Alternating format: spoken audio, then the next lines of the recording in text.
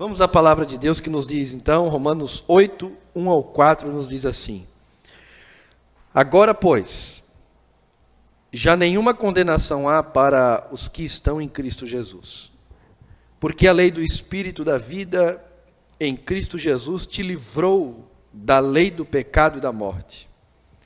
Porquanto, o que era impossível à lei, no que estava enferma pela carne, isso fez Deus, enviando o próprio Filho em semelhança da carne pecaminosa, e no tocante ao pecado.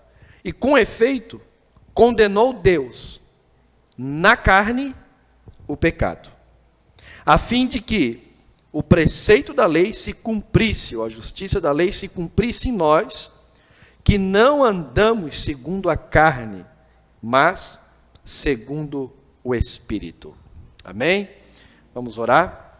Senhor Deus, eu quero te agradecer, Senhor, por essa oportunidade tão maravilhosa, Senhor, que o Senhor tem nos dado de estarmos reunidos, Pai, na tua casa, neste lugar, onde o Senhor separou para que pudéssemos te adorar e te glorificar, Senhor. Ó Deus, abençoa-nos nesta noite, Pai. Uma vez mais eu te peço, Senhor, que a tua graça esteja sobre minha vida, ó Deus, sobre meu coração, a minha mente, e também sobre a mente dos irmãos que hão de ouvir a palavra. Que o teu Espírito que me dirige, Senhor, possa também abrir o entendimento, os ouvidos dos irmãos que estão ouvindo, Pai, a tua palavra, Senhor, a fim de que o teu reino avance através do conhecimento, Pai. Ó Deus, para que através do conhecimento muitos sejam justificados, Pai, para que a tua vontade seja feita e, acima de tudo, o teu nome sempre, Pai, venha receber glória. Essa é a nossa oração, Pai. Ajuda-nos nesta noite, em nome de Jesus. Amém e amém. Querem estar assentados? O meu som aqui, eu vou dar um pouquinho mais para mim até, para que eu não me esforce tanto. Só retorno. Glória a Deus. Um pouquinho mais de retorno. Só retorno. Glória a Deus. Está bom. Meus amados, hoje é culto com alusão ao Natal. Eu sou um tipo de pastor que penso assim: nada melhor do que a palavra. A gente não precisa ser radical, vocês me conhecem, sabem que não sou, mas sou radical quanto às verdades da palavra de Deus, radical quanto ao pecado. E às vezes a engenhosidade, a tradição e a engenhosidade do mundo nossa acaba ofuscando o verdadeiro sentido do Natal. Há uma discussão, pessoas que dizem pode ter árvore de Natal, outros não pode. Eu não julgo que pode, que não pode. Eu sempre digo o seguinte, que o perigo de Papai Noel, já Papai Noel vem de um paganismo, deixando o seu Noel de lado, as outras coisas que envolve, eu não acho tanto problema. Uns até fazem o presépio, né? Que tem lá a Maria, tem Jesus e tem os magos, não é? Que tolice, né? Quando os magos encontram Jesus, ele não está mais na estrebaria, já faz tempo, irmãos, ele está em casa, né? Mas o povo acha que estava na estrebaria, isso é coisa do catolicismo, não está. O que eu vejo nisso tudo? Ofuscar a verdade do Natal. Esse é o grande problema. O que eu prefiro num culto de Natal, num encontro de Natal? Pode ter essas tradições que não é para adorar santo, não é para nada disso, então não é pecado. Mas eu prefiro falar da palavra, falar do Evangelho, da Escritura e relembrar o que verdadeiramente significa o Natal. O Natal não é somente o nascimento de um homem chamado Jesus. É a encarnação do Verbo, é o eterno entrando no finito, no tempo, o infinito vindo, o infinito vindo para o finito. Isso é maravilhoso, meus irmãos. É o maior evento da história, o maior milagre da história é a encarnação e o nascimento de Cristo Jesus. E nós, claro, comemoramos essa data. Não é, claro, 25 de dezembro, se for. E nós comemoramos por causa de Jesus, não é por causa do dia. Porque dizem que esse dia é um dia pagão, que era comemorado, mas não nos importa isso, até porque Jesus, ele nasce para nós todos os dias, todo dia lembramos do seu nascimento, todo dia agradecemos por ele ter vindo à terra para carregar os nossos pecados, e isso é maravilhoso para nós. E ano passado, eu lembro que eu preguei em João capítulo 1, e versículo 14, e o verbo se fez carne, habitou entre nós, e vimos a sua glória, a glória do unigênito. Mas hoje eu quero aprofundar um pouquinho mais sobre a importância de Jesus ter sido feito carne, a necessidade dele ter encarnado. Por que ele se tornou homem, a nossa semelhança? Por que ele se despiu da sua glória e teve que vir a essa terra? E isso é o centro do Evangelho. Isso eu sei que todos vocês sabem isso, pelo menos quem é salvo deve saber, porque quem não sabe não pode ser salvo, não é verdade? Porque aquele que é salvo, ele conhece o caminho, e conhecer o caminho é conhecer Jesus, conhecer essas doutrinas, não precisa ser um teólogo, é claro, mas ter um conhecimento acerca dessas verdades. E o texto que eu propus aqui nesta noite, é um texto maravilhoso que no versículo 3, ele deixa muito claro que o pecado foi condenado na carne. E por que tem que ser na carne? E por isso vamos entender um pouquinho nesta noite. E é tão maravilhoso conhecer a palavra, é tão maravilhoso conhecer as escrituras. Não há nada melhor do que isso, meus amados. Eu desejo falar qualquer dia aqui um pouco mais sobre o conhecimento de Deus, mas deixa eu dar um vislumbre para vocês do que é o conhecimento de Deus. Vocês lembram da história de Moisés, quando Moisés está orando e pedindo: Deus, mostra-me a tua glória, quero ver a tua glória. E o Senhor então vai revelar a glória. Antes ele disse: não aceito o anjo, eu quero a tua presença. E depois de vir a presença, ele diz: eu quero a tua glória, eu quero vê-la, eu quero contemplar. E aí Deus diz: olha, é impossível alguém me ver. Mas tudo bem, eu vou fazer um negócio para ti, Moisés. Vou te colocar em cima da rocha e vou passar por trás de outra rocha. E nisso, tu fica olhando porque tem uma brecha. Essa palavra é maravilhosa. Porque tem uma brecha. E quando eu passar, tu vai me ver pela brecha, de costa, mas tu vai ver alguma coisa. Amados, ainda hoje, lendo as escrituras, Jesus cita Isaías, no capítulo 6 de Isaías, dizendo: olha, o Messias vai vir, ele vai pregar, e muitos, vendo, não vão enxergar, ouvindo, não vão entender. E é justamente para isso, para que eles não se arrependam. Bom, não vou pregar sobre isso hoje, dá para você pesquisar, mas entenda que Cristo viria, muitos iriam vê-lo, mas ninguém iria entendê-lo. Muitos não iam entendê-lo, que ele é o próprio Cristo, o próprio Deus, o próprio Salvador. Até porque, como ninguém pode ver o Eterno, o Senhor, o Pai das luzes, o Deus poderoso, olha o que ele fez. Ele se escondeu atrás da rocha. Alguém consegue ver Deus atrás da rocha no Novo Testamento? Alguém consegue ver? Eu creio que vocês veem. Aonde? Cristo é a rocha inabalável. Aleluia. E o Deus poderoso veio e se encarnou. Ele se envelopou com uma carne, a carne de um homem, como eu e você. E agora todos olhavam para ele e viam exatamente somente um homem, não viam nada mais do que isso. Mas aí João vai dizer para nós que o Espírito Santo é aquele que revela Jesus Cristo, é aquele que ilumina a nossa mente. Então olhe para mim, meus irmãos, quando Cristo está caminhando na terra, que é o próprio Deus, escondido, ninguém podia ver, para aqueles a quem o Pai queria revelar, o Espírito Santo iluminar, de repente eles olhavam e viam pelaquela brecha, uma brecha que se abria no entendimento de cada um, e eles diziam assim: é o Cristo, Ele é o Filho de Deus, Ele é o prometido, Ele é o que os profetas falavam. E eles então conseguiam entender e recebiam a tão grande salvação. Um exemplo disso: ele está na cruz, e na cruz onde ele está, pessoas passavam por baixo e diziam: tu não és o Cristo que destruías o templo, em 3 dias tu a reedificava. Eles não viam nada mais do que um homem sangrando. Mas o centurião, aleluia, ele estava na mesma posição, no mesmo lugar, e foi o homem que comandou o assassinato de Jesus. De repente ele olha para a cruz do Calvário, e uma brecha se abre na mente dele, e aquele homem desfigurado, ensanguentado, morrendo daquele jeito mais terrível, ele enxerga a glória de Deus, ele enxerga que é o Filho de Deus, e é salvo para a glória do nome de Jesus. Nos dias de hoje não é diferente.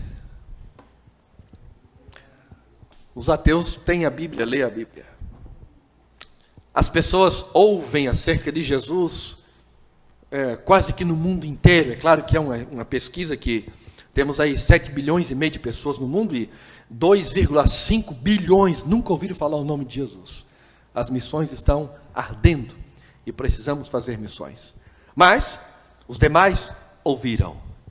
E são poucos aqueles que conseguem compreender a fé verdadeira. Mas eu e você, glória a Deus, um dia pregaram o Evangelho para nós. E esse livro simples ao olhar, esses homens pregadores que são simples no falar, que não tem nada além do que carne, osso e sangue, um dia pregaram o Evangelho para nós. E nós entendemos o Evangelho, fomos iluminados, e podemos ver a glória de Deus, podemos entender a glória de Deus, e nós estamos salvos. Oh, glória ao nome do Senhor, porque Deus se revelou para mim e para você. Glória ao nome de Jesus. E este Jesus que eu quero falar hoje, da sua encarnação, Paulo vai nos dizer, portanto, versículo 3, o que era impossível à lei. Fica uma pergunta, por que era impossível a lei? O que era impossível? Porque a exigência da lei, ela estava acima da condição da nossa carne. Se você olhar, Salmos, capítulo 24, e o Salmo 15, vai dizer assim, quem subirá no santo monte do Senhor? Quem? Aí vem a resposta, aquele que é limpo de mãos e puro de coração. A exigência, preste atenção nisso, a exigência para morar no céu, é perfeita santidade e obediência total à lei, sem que nunca cometa um único erro contra a lei de Deus. É isso, é a exigência para ser salvo. Por isso que é impossível a lei fazer isso conosco. Não tem. Para entrar no céu, tá, pastor, mas é o seguinte, alguém cometeu na inocência e depois aprendeu e cumpre toda a lei. Não pode. Vamos lá. Um homem cometeu um assassinato. Ele pode pagar diante da justiça humana e depois ser livre. Mas nada apaga o seu crime. Nada. A lei de Deus não permite nenhum pensamento impuro para ir morar no céu. Nada. Vocês lembram de Adão e Eva? Não, pastor, acho que muito exigente isso. Não, mas não é eu, é a palavra. Vocês lembram de Adão e Eva? Quantos pecados eles cometeram para ser expulso do jardim do Éden? Apenas um. E está tudo acabado. Foram expulsos, o pecado entrou, todos os seres humanos vieram à semelhança de Adão, e agora, não que não são imagem de Deus, né, mas a semelhança do pecado, e agora todos pecaram. Se a exigência da lei é perfeita conduta, perfeita justiça, eu quero perguntar aqui nessa noite se tem alguém aqui que se candidata a ser o homem, a mulher perfeito. Porque se tem aqui, te prepara, que assim como Elias e como Enoque, você será arrebatado para o céu em poucos minutos. Não tem. Mesmo Enoque e Elias não eram sem pecado. Por quê? Porque a carne estava incapacitada por causa da lei. E onde está essa lei, pastor? Que basta um pecado para ser condenado. Gênesis, capítulo de número 2, versículos 16 e 17. Adão e Eva, de toda árvore do jardim comerás livremente, mas da árvore do conhecimento do bem e do mal, dela não comerás. Escute, porque no dia em que dela comeres, certamente... É um dos versículos que eu ensinei para meus filhos, eles falam em torno de 17, e eu acabei aprendendo, por isso que eu cito também sem olhar. E o Arthur dizia assim no final: certamente romerás. Não é morrerás, é romerás. Ele está lá rindo lá porque ele lembra. Certamente, muito pequenininho ainda, hoje ele fala direitinho. Certamente romerás. O que Deus estava dizendo? Preste atenção, meus irmãos, para você ver o tamanho da misericórdia de Deus. O dia que você cometer um pecado só, Adão e Eva, vocês morrerão. E qual foi o pecado que eles cometeram? Comer uma fruta. Comer uma fruta. Quando os ímpios dizem assim: eu creio em Deus, Deus acima de tudo. Já viu? Todo mundo crê em Deus. É fantástico. É um Deus aí que criaram na cabeça deles, porque o Deus da Bíblia eles não conhecem. Porque se a gente dizer assim: tu sabe que já fornicou alguma vez? Ah, sim, foi lá no passado, ficou para trás, tal. Sabe que por causa daquilo, claro, por causa de qualquer pensamento, mas, né, tu já está no inferno? Não, Deus não é assim. Eles não conhecem Deus. Deus condenou à morte Adão e Eva porque comeram uma fruta. Por que Ele vai te poupar? Por que Ele vai poupar eu e você? Por que nós somos melhor do que Adão e Eva, aquele que Ele criou com as suas próprias mãos? Por quê? Qual o objetivo dele fazer isso? A lei de Deus está dizendo: basta um pecado para ser condenado. Aí Paulo, depois em Romanos 6:23, vai dizer o quê? O salário do pecado é a morte. Pronto, está acabado. Pastor, desse jeito está todo mundo perdido. É isso aí. Eu primeiro quero que vocês hoje se sintam tudo perdido, para depois nós poder se sentir tudo salvo. Por isso a lei de Deus não conseguiria salvar a nenhum homem. Pelo contrário, a lei então ela revela o pecado de todos. A lei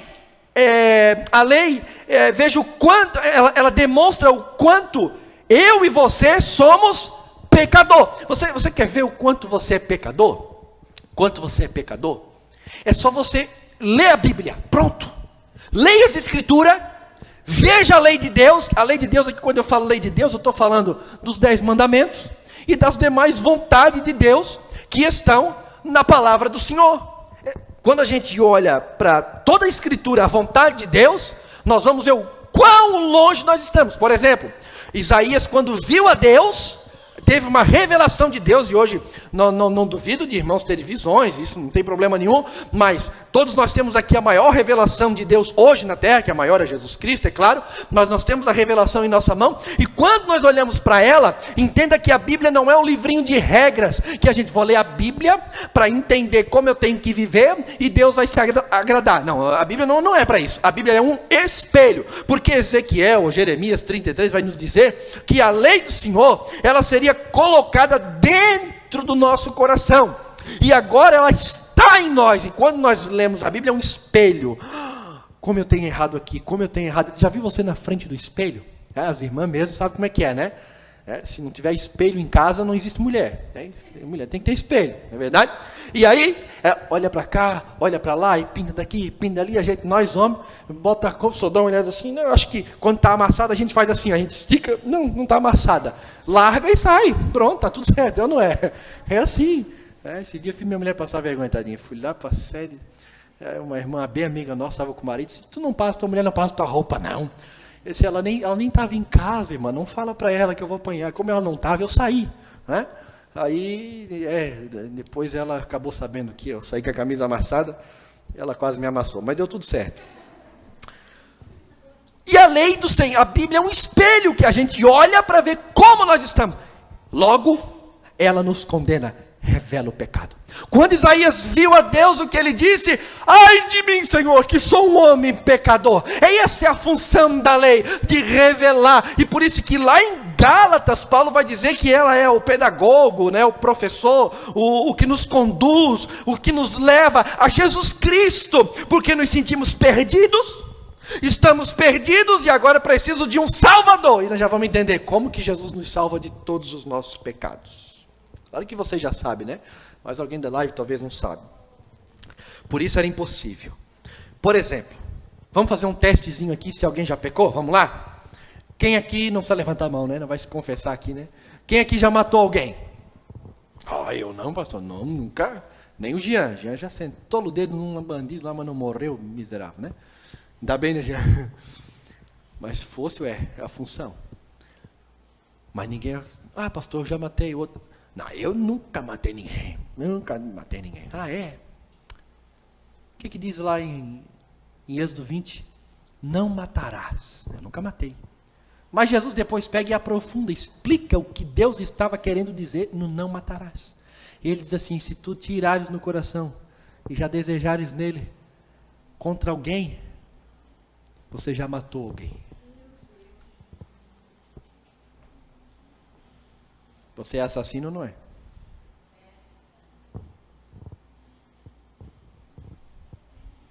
E aí?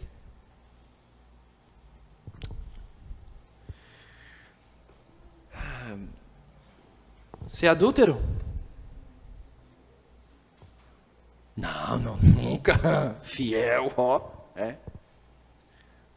Jesus disse que basta olhar e desejar no coração, acabou.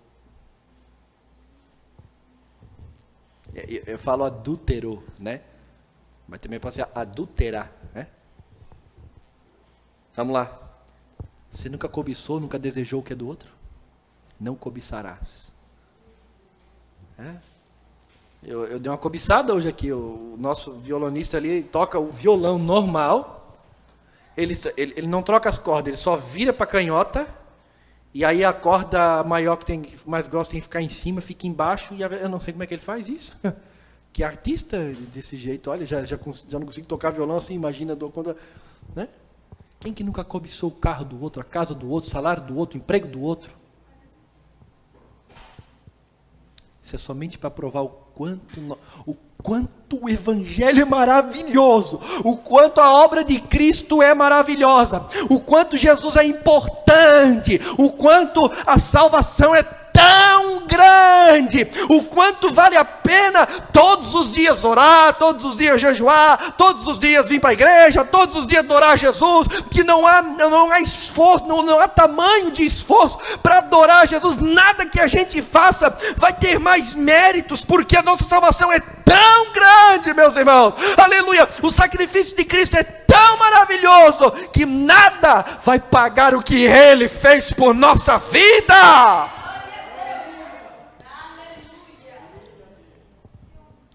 A lei estava enferma, diz o texto. Porquanto o que for impossível à lei, no que estava enferma pela carne. Escuta. Ou seja, incapacitada, não pela lei ter falha, mas a falha está na carne do homem.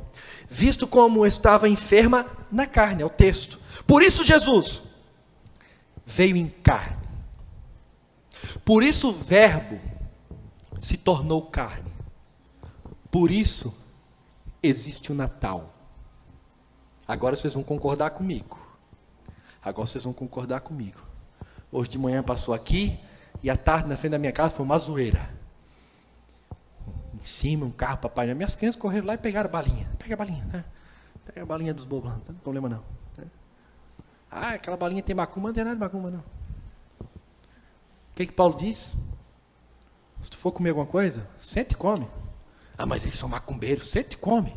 Agora, se ele disser assim, essa carne é oferecida a ídolos. Opa, então, aí não come. Ok? É o que Paulo falou. Se alguém disser, pega a balinha que foi oferecida ao São Nicolau. Opa, é idolatria. Mas não, os espíritas estão fazendo com desejo de ajudar os outros, né? Não tem problema nenhum. crente que já acha problema. Eu não vejo problema nenhum. Aí eles passam com aquele Papai Noel. É até ruim falar Papai Noel, né? Aquele seu Noel em cima, buzinando, dando balinha, dando presente. O que isso tem a ver com Cristo? O que isso tem a ver com Cristo? Não tem nada a ver com Cristo. Era para o mundo estar de joelhos agradecendo a encarnação de Cristo, a vinda de Cristo para perdão dos pecados. Seja católico, seja o que for, se quer reverenciar o Natal, então adore a Jesus, agradeça a Jesus. Natal agora se reúna com a sua família, dê presente, faz uma vizinha bonitinha, bota lá luzinha, não tem problema, mas leia a palavra, fale para os filhos de Cristo, ensina o porquê que Jesus veio, a sua necessidade, aleluia, porque na verdade nós damos presente para todo mundo, presente para cá, mas quem está de aniversário é nós ou é Jesus? Mas pode dar presente, hoje já ganhei, cheguei aqui, ganhei um presentinho de Natal, maravilha, a irmã ali vai me dar uma ofertinha para comprar um peru, o valor que ela deu, dá para comprar a fábrica inteira, maravilha, né? Mas muitas pessoas estão negligenciando o amor de Jesus no Natal. Por isso que existe Natal. Deus poderia ter condenado, olha só, irmãos, apenas o pecado, sem ter que matar o pecador. Ele não é Deus. Passa a régua aí, ó, deixa tudo limpo, não é verdade? Aí os universalistas dizem, perdoa o pecado de todo mundo. Já não precisa nem Jesus ir, né? Os arminianos dizem, aquele lá que dizer que crê, levanta a mão aí, já vão passar a regra, não precisa Jesus vir. Os calvinistas dizem, não, os que já são eleitos, perdoa de uma vez e acabou. Nada disso. Por que Deus não fez isso, irmãos? O texto diz aqui, versículo 3. Com efeito, na parte final, condenou Deus na carne o pecado. Por quê? Porque ele disse, no dia em que pecares, você, carne, homem, certamente morrerás. Tem que a carne pecou, a carne tem que pagar. O pecado foi feito na carne, então é na carne que tem que condenar. E agora, como que Deus ia fazer isso? Por que Deus não passou a régua e livrou todo mundo? Não, Ele não pode, porque Ele não é infiel, Ele não é injusto, a lei dEle é santa, mas Ele é um Deus justo. Se Ele fizesse isso, Ele passaria por cima da sua própria lei, e Ele deixaria de ser justo. É aquela história, um juiz que tem que condenar alguém que sequestrou uma criança, uma menina, de dentro da casa da mãe, e aí levou, e sequestrou, e estava lá na cachoeira, na verdade, aconteceu agora. Imagina esse juiz agora chegar e dizer o seguinte, solta esse casal, tadinhos, eles só queriam ter um filho, deixa embora. Duas coisas, a sociedade ia dar jeito de fazer justiça, e segundo, iríamos olhar e dizer, que Deus injusto, que juiz injusto. Como que ele pode soltar uns miseráveis desse? Imagina no julgamento de Nuremberg, a nazista tudo, aqueles nazistas miseráveis, sendo julgado, e de repente, o juiz daquele julgamento dizer o seguinte, na verdade, sabe uma coisa, os nazistas eram bonzinhos, vamos liberar eles tudo, vamos. Meu Deus, depois de 6 milhões de judeus atrocidados nas câmaras de gás, em trabalhos forçados, em enforcamentos, em fornalhas queimados, soltá-los? Que juiz injusto. Ah, pastor, mas nós não somos tão ruinzinhos assim. Meu Deus. Vou dar um exemplo para você do que é o pecado nosso diante de Deus. Nunca vou conseguir dar o exemplo perfeito, mas só para você ter uma... Tem alguém aqui que é ruim do estômago? Se for, faz assim, ó. Não escuta.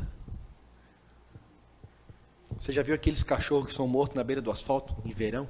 Os carros passam por cima, aquilo abre assim, aquilo fica. Depois de 3, 4 dias, pegando sol direto. Você passa lá do outro lado assim, aquele cheiro, né? Daquele ali. Ah, que coisa terrível. Agora imagina você pegar lá um pedacinho de carne, vamos comer. Ui, pastor, vai vomitar.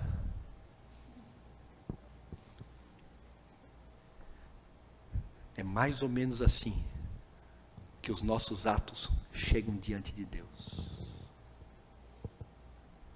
O pecado que nos dá prazer. Tu lembra dessa, né, Nilson? Eu falava isso lá na Canaã, né? Da carniça, né? O pecado, ele é totalmente o oposto de Deus, irmão. Vocês têm que ler mais a Bíblia, mais e mais. Pedir uma revelação de Deus, da santidade de Deus. Faça como Moisés. Peça uma revelação da santidade de Deus. Deus é tão santo, diz Abacuque 1:13. É tão santo de olhos que ele não pode ver o pecado. Por que Jesus na cruz diz assim: meu Pai, por que me desamparaste? Porque quando ele estava na cruz, os nossos pecados estavam sobre ele, e o Pai não pôde olhar, o Pai o abandonou, o Pai o deixou, porque Deus não pode ver o pecado, aquilo que nós tapeamos, botamos para debaixo do pano, damos um jeitinho, toma assim aqui, irmão, vai assim mesmo, não tem problema, aquilo que para nós mas não faz tanto mal, para Deus é como uma carniça, para nós é terrível. É que você pode entender isso. Entenda Deus à luz da Bíblia. Não entenda Deus à luz da tua mente. O problema é que hoje os seres humanos estão entendendo Deus, entendendo Cristo à luz do que imaginam. Eu converso com pessoas e eles dizem: sou gay e Deus me ama, e Deus é amor, e não faz ideia do que está falando.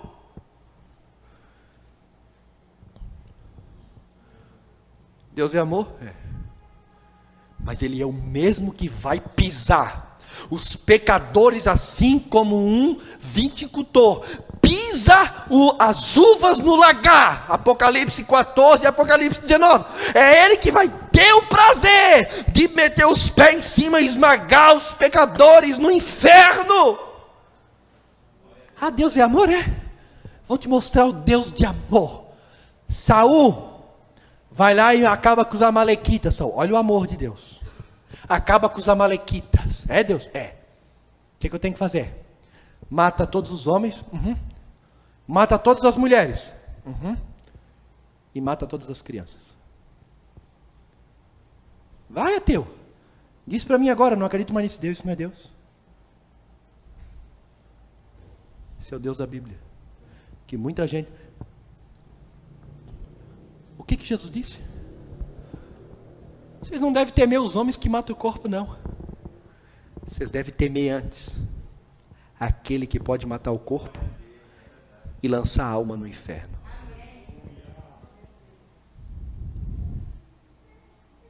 Tem muita gente enganada a quem é Deus. Muita gente enganada a quem é Deus.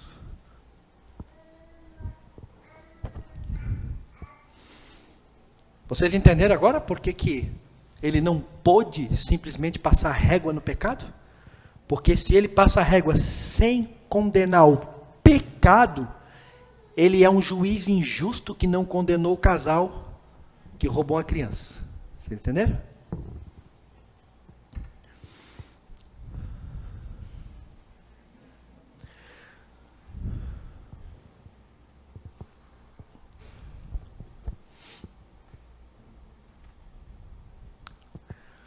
Aí Deus diz assim: como é que eu vou resolver o problema da humanidade? Ou você pergunta: como que Deus resolve o problema da humanidade?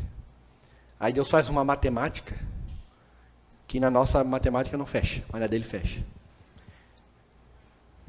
Ele pega um por todos.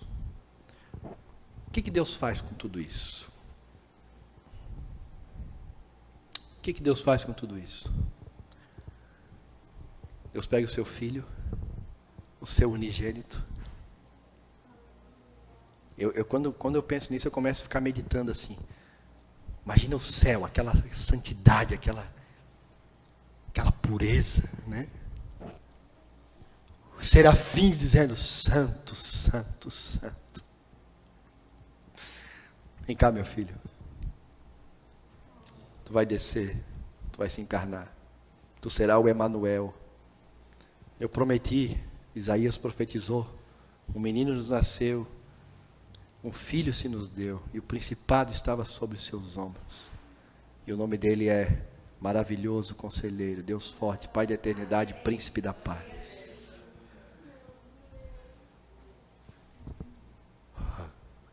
O infinito entra no finito. Ganha um envelope à sua volta, uma carne de homem. Meu Deus do céu, glória a Jesus. E ele diz: meu filho, a tua tarefa é carregar o pecado de toda a humanidade. Os pecados, tu carrega os pecados do Dodson, tu carrega os pecados do Rafael, tu carrega os pecados do Torquato, da Ruth, do Adailto, do Joel, da Priscila e do Jonas, do Celso, da Adriana e do Lucas Miguel. Esse menino é pecador, está no braço dela. Ficou lá em casa esses dias, meio brabinho, reinento, já pecou. Da Tânia, do Nagai, e assim vai. Carrega o pecado de todos. Ele chega na praia para João Batista batizar no Rio Jordão. Ô Jesus, eu que sou, primo, eu tenho que ser batizado por ti. Me batiza, deixa que se cumpra toda a justiça de Deus. Ali ele se identifica comigo, com Jonas aqui, com Israel, e vai. Ele começa a assumir a nossa culpa, a nossa vida, o nosso pecado, aleluia. E quando ele sobe o madeiro, aleluia, oh glória, ele vem com o pecado da humanidade sobre a sua vida. Oh, que obra maravilhosa, aleluia. Deus disse lá na sua lei: o dia que o homem pecar, ele vai pagar. E o diabo, aqui não está escrito na Bíblia, tá? Quero ver como é que ele vai salvar Davi. Quero ver como é que ele vai perdoar Davi. Sansão, quero ver. Porque olha o que Davi fez, quero ver. De repente o demônio menor diz assim: ô chefe, o que foi? Não me incomoda aí, ô filho do diabo. Não, olha lá, grulha. O que é? Olha lá. Como é que é? O pecado de Davi sobre Jesus. O pecado de Sansão. O pecado do Enesiel. Meu Deus. Do Joel. Estamos perdidos. Ai, se ele morrer, estamos perdidos. E quem é ele? Eu já falei várias vezes aqui, vocês sabem. Somente ele sozinho é mais precioso do que o espaço de um lado, se é que vocês podem imaginar, ao outro. Tudo que tem dentro do espaço que foi criado, ele é mais valioso.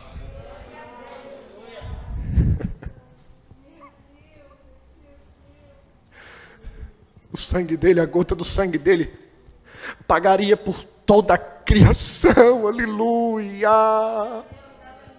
Para você ter uma ideia de quem ele é, aleluia, diz a Bíblia que nós somos como um pingo de água dentro de um balde. Isaías está dizendo, Isaías diz assim: não, peraí, pelo que eu estou vendo na minha revelação aqui, não é um pingo dentro de um balde, é como a poeirinha da balança, aquela poeirinha que fica dele. Não, é muito ainda do que nós somos diante dele. Olha, sabe de uma coisa? Nós somos menos do que nada. Uma gota do sangue de Cristo. Por isso que o autor Timothy Keller escreve um livro dizendo: o Deus pródigo. Sabe o que é a palavra pródigo? É aquele que desperdiça. É aquele que pega coisas valiosas e abandona por coisas que não têm valor. Foi o que o filho, os dois foi pródigo, né? O que foi embora, o pródigo que foi embora fez, pegou a fazenda do pai e gastou no mundo. Logo tudo se acabou, ficou sem nada, veio vazio para casa, jogou tudo fora. O outro era pródigo porque não sabia utilizar o que o pai tinha dentro de casa. Mas Deus foi mais pródigo ainda, pegou algo que tinha valor e deu por aquilo que valor nenhum existia, que era eu e você. Deu seu filho Filho precioso. E naquela cruz foi quando Deus pegou o pecado da humanidade, colocou sobre Jesus, na carne dele, que não tinha pecado, aleluia, e o matou.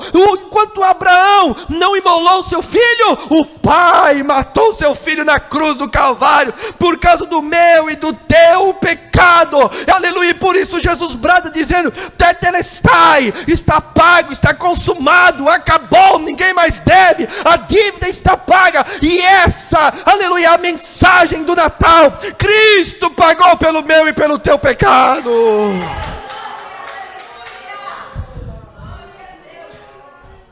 E é por isso que o escritor Romanos vai dizer no versículo 3, aleluia, esse texto aqui, eu leio e volto, eu leio e volto, eu leio e volto. Com efeito, oh glória, condenou Deus na carne o pecado, oh glória ao nome de Jesus. Vou ler um pouquinho antes, portanto que fora impossível a lei, no que estava enferma pela carne, porque todos pecaram, isso fez, Deus enviou o seu próprio Filho em semelhança da carne pecaminosa, no tocante ao pecado, e com efeito, oh meu Deus, condenou na carne o pecado. Por isso que Paulo vai escrever também lá em Romanos 3. Quer ver? Olha que coisa linda. Olha o que ele vai dizer.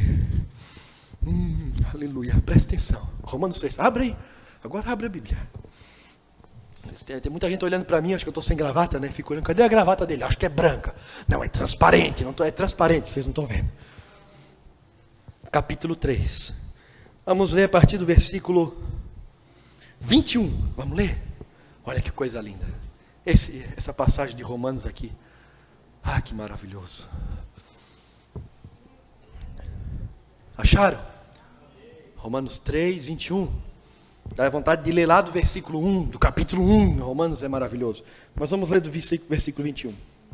Mas agora, sem lei se manifestou a justiça de Deus, testemunhada pela lei e pelos profetas. Aquilo que já havia falado aconteceu em Cristo. Justiça de Deus mediante a fé em Jesus Cristo. Ou seja, agora todos são justificados, se tornam justos mediante a fé em Jesus Cristo. Para todos e sobre todos. Claro, todos qual? Os que creem. Porque não há distinção. Pois, versículo 23, todos pecaram e carecem da glória de Deus.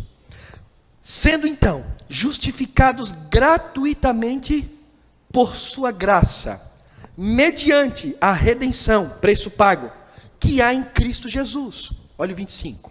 Olha o 25.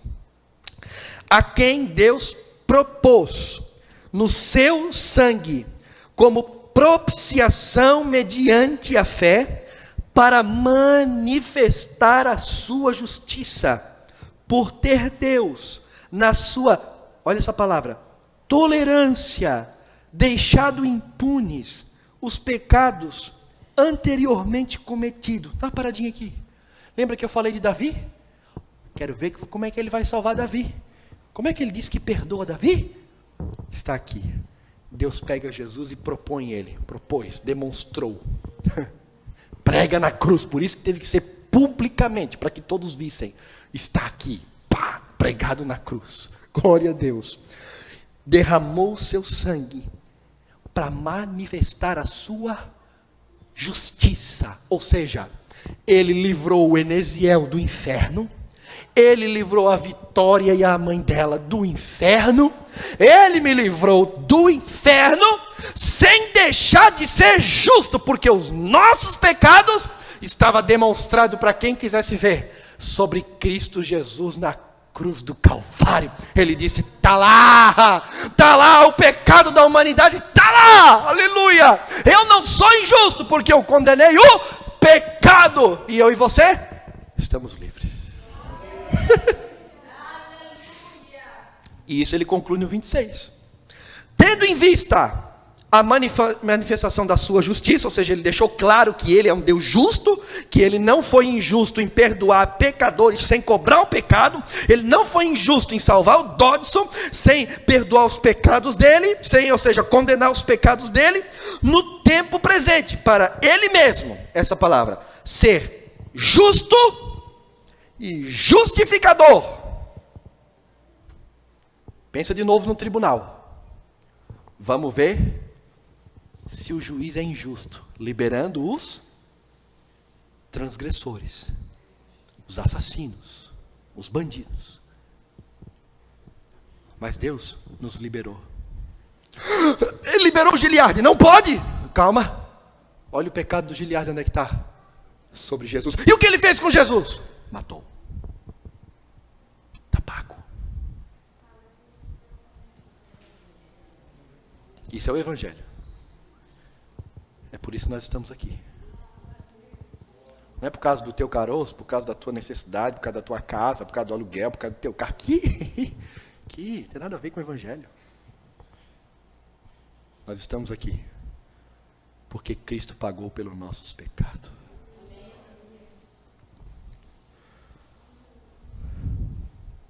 E para concluir, eu não posso deixar de aplicar um pouco mais essa palavra. Ainda em Romanos 8. Obrigado. Ainda em Romanos 8. Deixe sua Bíblia aberta lá. Versículo 4 agora. Diz assim: a fim de que o preceito da lei se cumprisse em nós, que não andamos, isso aqui é muito importante, segundo a carne, mas segundo o Espírito.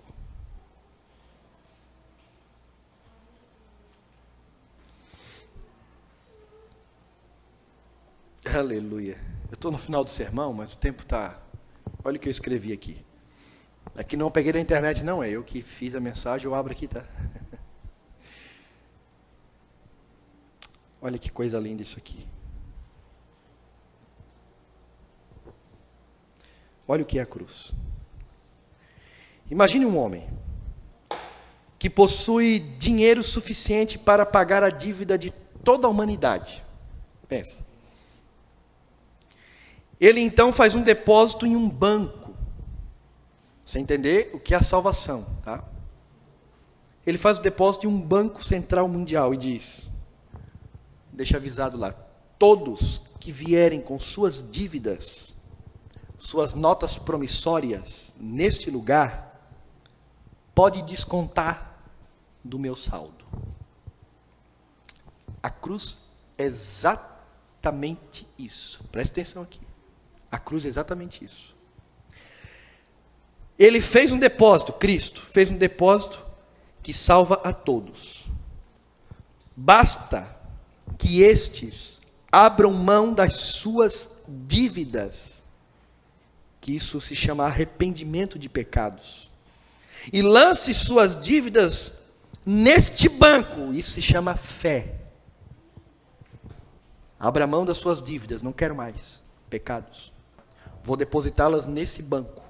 Fé, que é Cristo, e terão as suas dívidas quitadas, pagas, perdoadas, expiadas por toda a eternidade.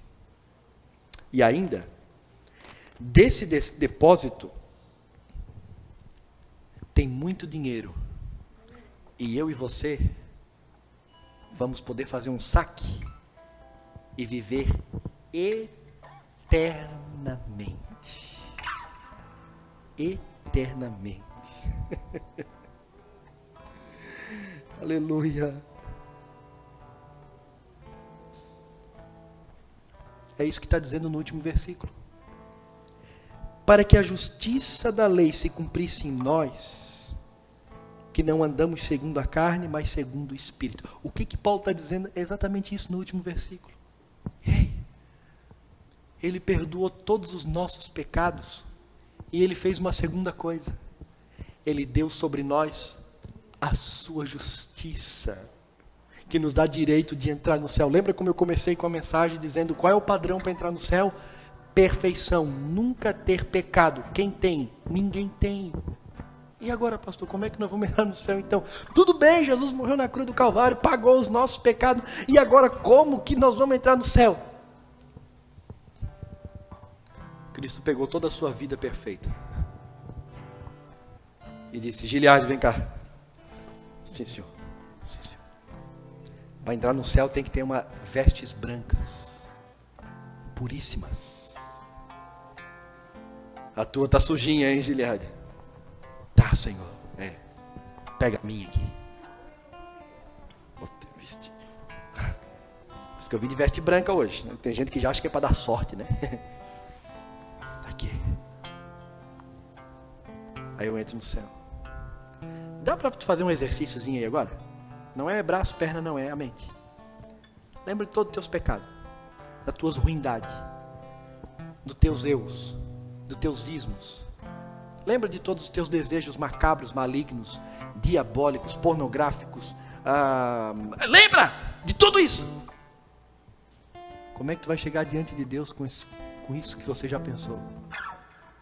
Fica tranquilo. Fica tranquilo. Deposite tudo no banco da fé. Tudo. E receba crédito. Crédito. Para viver eternamente. Você entrará no céu. Deus Pai vai dizer: é tanto para entrar aqui. É justiça. É justiça, está aqui. Está aqui, entra. Mas como é que ele tem tanto dinheiro? Jesus depositou na nossa conta.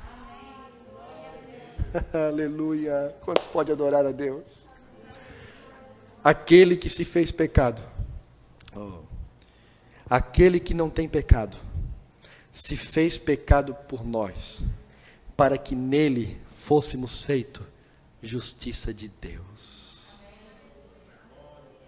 Eis o verdadeiro sentido do Natal, a razão da encarnação, o motivo da nossa alegria, o prazer de servir a Deus, a graça da salvação, o fator de estarmos aqui, o porquê estamos adorando, o porquê vivemos longe do pecado, o porquê não somos entregues do pecado. Aleluia.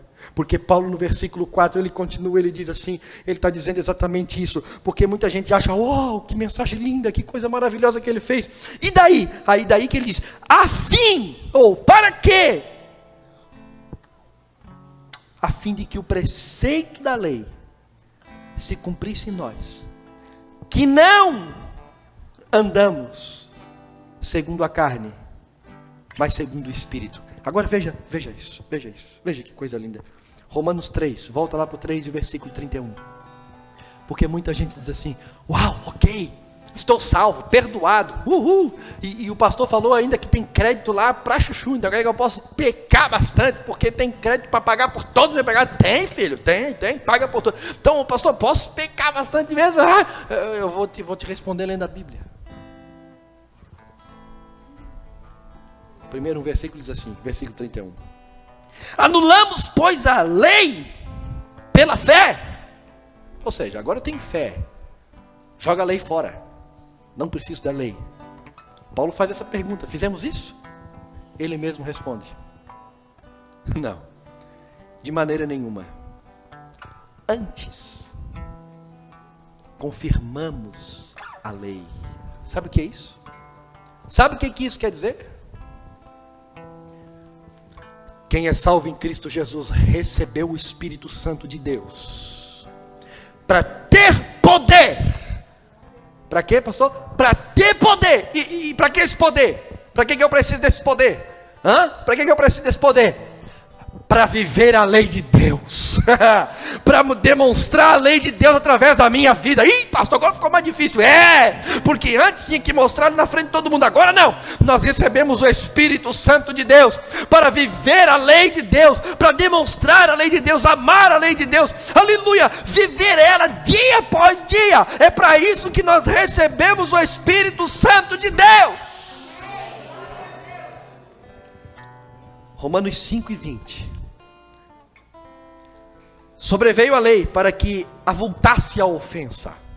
De novo, A lei veio para mostrar o quanto somos pecadores, avultou a ofensa. Quanto mais a gente conhece a lei de Deus, entenda isso, irmãos, entenda isso. Aí tem aqueles crentes religiosos que se acham mais crente que todo mundo, né? Porque não corta o cabelo, não usa só volta a saia, porque não pinta o cabelo, tipo de coisa. É porque não lê a Bíblia, eles estão apegados numa falsa doutrina, que isso não é doutrina, isso é costume. Então eles se apegam no costume e dizem: sou melhor do que a Ana, sou melhor do que o Enesiel. O Enesiel não, aqui é o Dodson, né? Eu sou melhor do que ele, porque eu sou da religião, desde Gunaberg, sei lá como é que é. Eu sou da... Leia a Bíblia. Leia a Bíblia. Que tu vai ver a lei de Deus, tu vai ver o quanto o pecado vai avultar. O quanto tu é pecador. Leia a Bíblia. E tu vai ver o quanto tu é pecador. Esse é o efeito da lei. Ai, pastor, que depressão. Não, isso é liberdade. Que quando a gente cai em Cristo... Ai, meu Deus, ainda bem que tem Cristo, aleluia. Lê o Sermão da Montanha, eu estou fazendo agora um devocional, que eu posto lá, às vezes posto no grupo, né, para não ser chato, não posto todo dia. E é sobre o Sermão do Monte. Teve uns 2 lagos para mim fazer, eu tive que chamar a mulher e fazer um concertinho com ela, porque eu vi que eu estava feio naquilo ali. Porque ela revela o nosso pecado. Leia Romanos 5 a 8. Leia com profundidade, basta para você ver o quanto nós somos miseráveis. Aí ele disse: a lei veio para que avultasse a ofensa. Mas, olha aqui, aí ele enche o peito e diz: mas, onde abundou o pecado, superabundou a graça. Aí quando Paulo fala isso, aqui Paulo já imagina na hora. Olha que tremendo. Já imagina na hora. Quer ver que os crentes vão pensar assim: agora eu posso pecar, que quanto mais eu peco, mais a graça abunda. Mas a graça aparece. Vamos pecar, irmãos, que é para... Se eles pegam esse cortezinho meu na internet, né? Já pensou? Posso assim, né? Vamos pecar, irmãos, para que a graça seja maior ainda manifestada. É isso que Paulo pensou que os romanos iriam pensar quando ele disse: onde abundou o pecado, superabundou a graça. Antes que eles pensem isso, ele mesmo respondeu. Versículo capítulo 6. Que diremos, pois? Permaneceremos no pecado para que seja a graça mais abundante? De modo nenhum. Como viveremos ainda no pecado?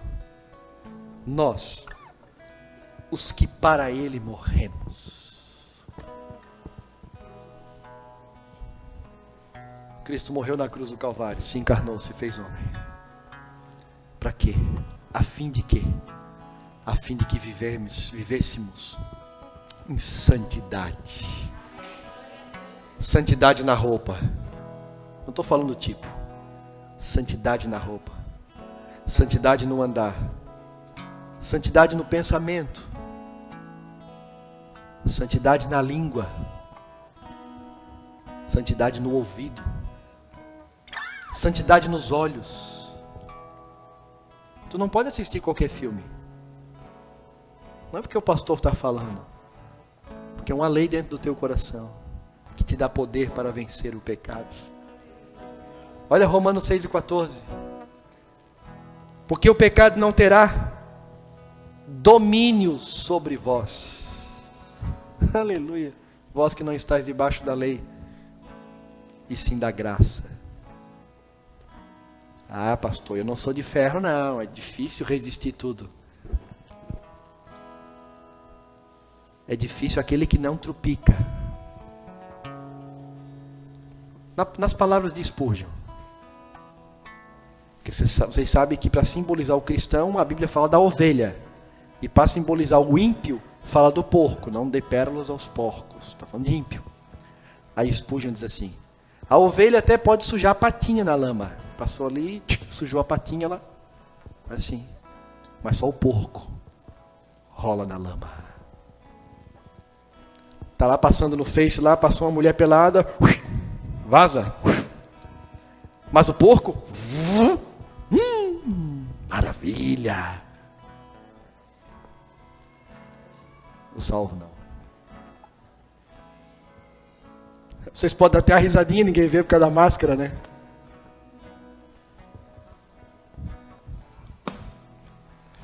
Vamos orar nessa noite. Baixa tua cabeça.